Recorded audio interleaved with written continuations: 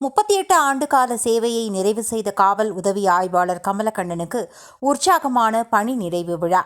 கோவை மாநகர காவல்துறையில் 38 ஆண்டுகள் அர்ப்பணிப்புடன் பணியாற்றிய உதவி ஆய்வாளர் திரு ஆர் கமலக்கண்ணன் அவர்களுக்கு உக்கடம் காவல் நிலையத்தின் சார்பில் நெகிழ்ச்சியான பணி நிறைவு விழா கோட்டை நல்லாயன் திருமண மண்டபத்தில் நடைபெற்றது.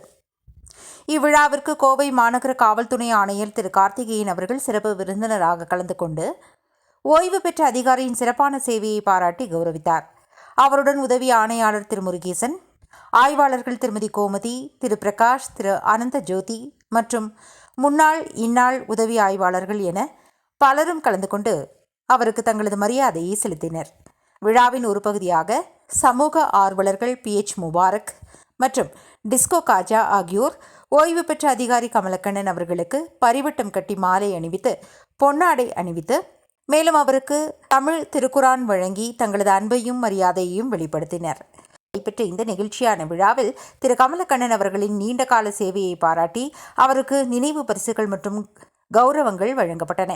விழாவில் பேசிய சக அதிகாரிகள் நினைவு கூர்ந்தனர், அனுப்பி வைத்தனர். இந்த பணி நிறைவு விழா உக்கடம் காவல் நிலைய வட்டாரத்தில் ஒரு நெகிழ்ச்சியான நிகழ்வாக அமைந்தது.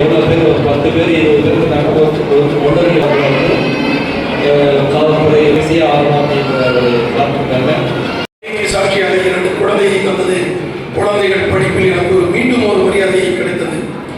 எங்க அப்பா மட்டும் ஒரு வாக்கு சொன்னார், தம்பி எப்பவுமே நீ கொடுக்குற இடத்துல வாங்குற இடத்துல இருக்காது. எங்க அப்பாவோட வார்த்தையை நான் நிறைவேற்றிருக்கேன்.